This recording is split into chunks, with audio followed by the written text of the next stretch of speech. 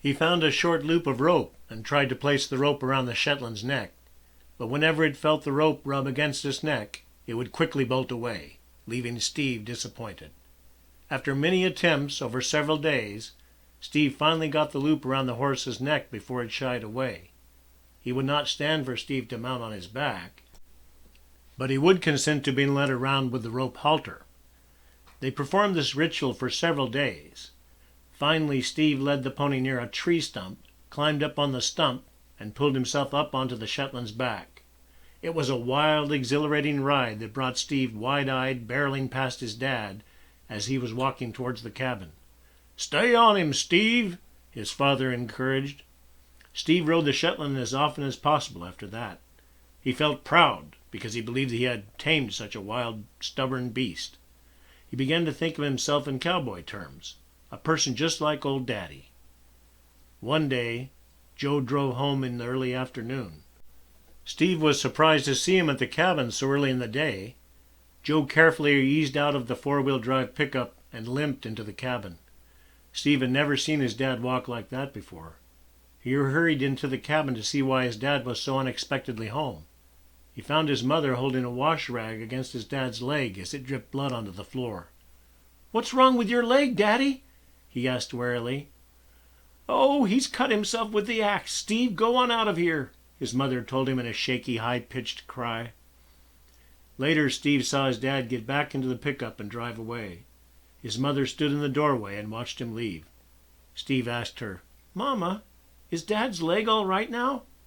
She stared off towards the dust of the pickup as she replied, "I don't know, Steve.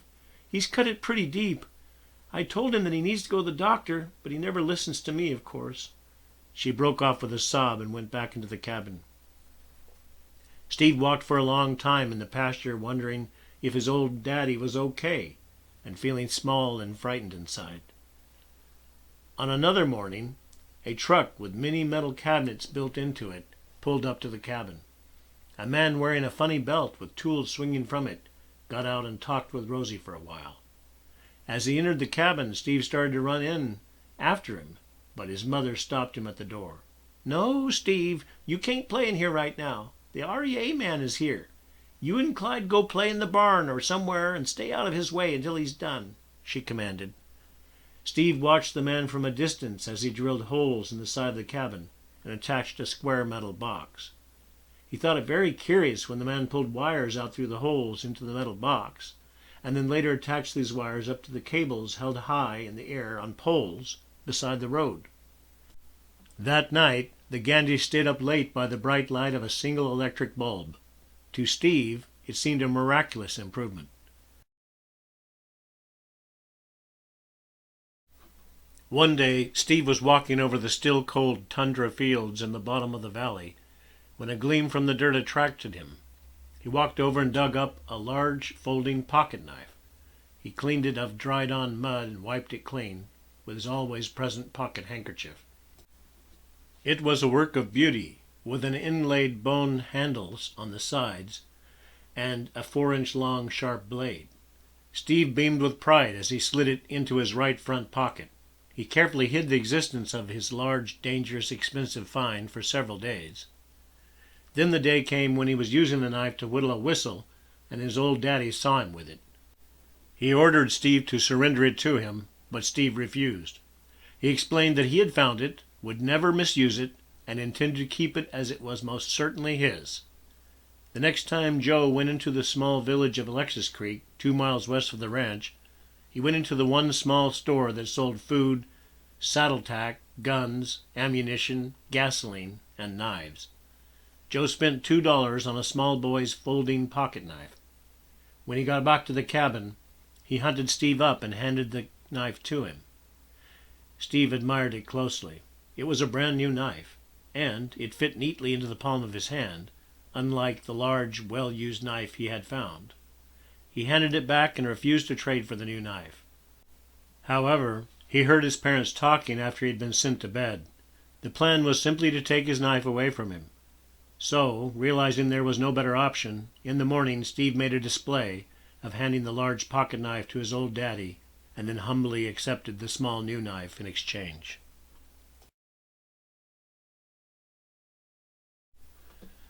Clyde was sick again.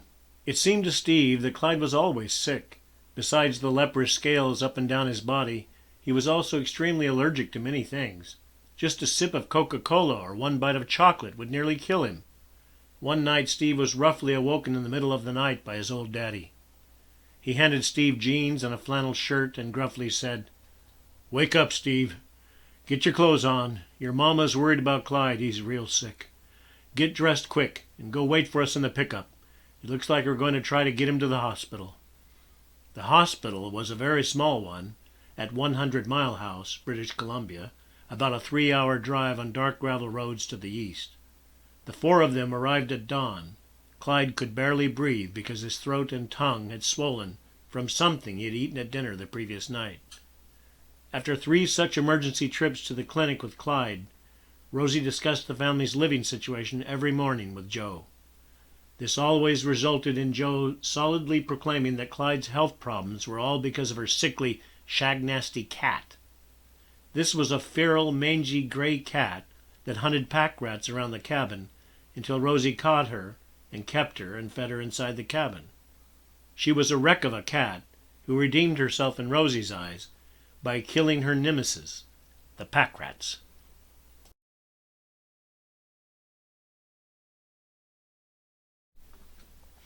Chapter 12. Williams Lake. As a cold fall descended, forewarning a brutally cold winter, Rosie challenged whether Joe continuing to work for Wade Rollins was wise. At first, Joe staunchly resisted, claiming he had never had a better opportunity, which he believed could well lead to starting their homestead in Canada. Rosie pointed out that the cabin was fit only for minimal living in summertime, and that it would not work for her and the 2 boys through a long, snowy, bitterly cold winter. After weeks of coaxing Joe to make the decision to leave, and his steadfast refusal, Rosie finally made an ultimatum one night. If they did not move to a better place, she was going to write to her relatives to help rescue her and the boys. She was bound to leave, even if that meant leaving Joe. Joe capitulated and angrily started packing their few boxes and stacking them before moving them inside the stock racks on the back of the old Ford pickup.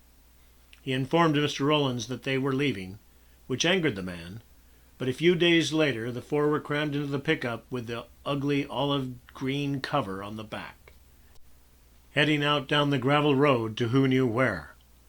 Joe drove all day at a fully loaded maximum speed of 45 miles per hour, heading east and then north. Rosie fidgeted and her hands shook from the constant tension she felt from trying to keep 2 small boys from overtaxing their father's patience. Finally, as twilight came, they drove under an arched wooden sign that declared, "Welcome to Williams Lake."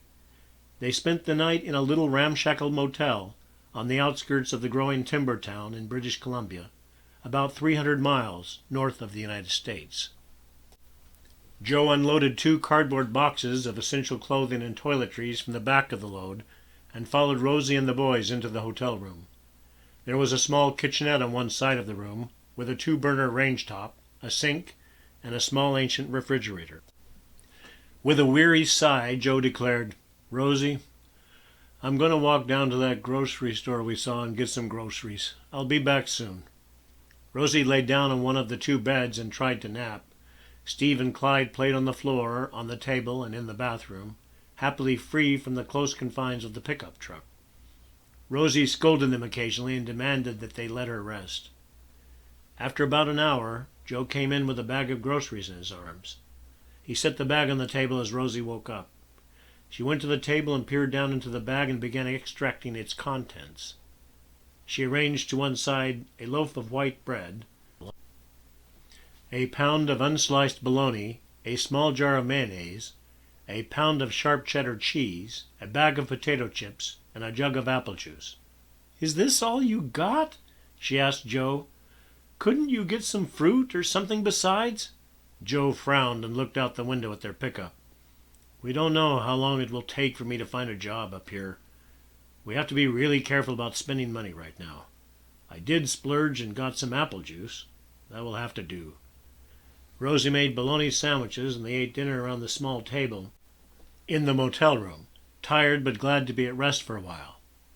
Joe closed the drapes and sat down on the bed closest to the door, with his back against the headboard. Rosie organized the boys for the night, and they shared the other bed. Steve looked over at his dad. He was staring straight ahead of himself, not seeing anything, lost in thought. Steve had noticed his father doing this before. He thought it very strange, but knew better than to ask his dad about it. When Steve woke up the next morning, his father was not there. His mother sat at the table knitting a pair of boot socks. "Well, I see you sleepyheads are ready to get up," she greeted the two boys. She put her knitting down and picked up a suitcase that sat near the door. She placed it on the bed and opened it. "Get your jammies off, put your clothes on, and I'll go rustle up some breakfast," she said as she laid 2 stacks of nearly identical-looking shirts and pants at the end of their bed. Rosie dug through the boxes at the back of the pickup and finally brought 2 boxes into the room which contained flour, baking goods, jam, and cooking utensils. She made 3 huge pancakes in a large cast-iron skillet. Her pancakes always had a slightly burned surface, which Steve disliked, so he put lots of jam on his. Rosie taught all her children that there was a Santa Claus, that there was most definitely an Easter Bunny that hid decorated eggs from children, and that she kept in command of certain scary, horrible, best not to ask, hobgoblins in various dark nooks and crannies. She always kept an internal ready dossier on every person in the family and all neighbors, distant though they typically were, so she knew which hot buttons to manipulate during conversations with them. Steve grew to understand that his mother was full of a certain kind of wicked creativity. She could synthesize a story from nothing, which on the surface seemed at least plausible. The only problem is, albeit slow, selective memory caused her to forget enough that she automatically filled in the gaps in her memory with multiple versions of synthesized reality. Family and friends could tell she was in her storytelling mode and would adjust their listening mode to her accordingly. At least most of these behaviors directly followed the historical struggles of autistic mothers throughout history. It was difficult for Steve to see any rhyme or reason to her ways until he grew old and awake enough to benefit from the wisdom of autistic lore. When Steve grew older, he remembered these people, autism researchers, scribbling in notebooks while watching him and his younger brother. He remembered bosses of his father that he discovered much later were actually lead researchers into the cause of and treatments for autism.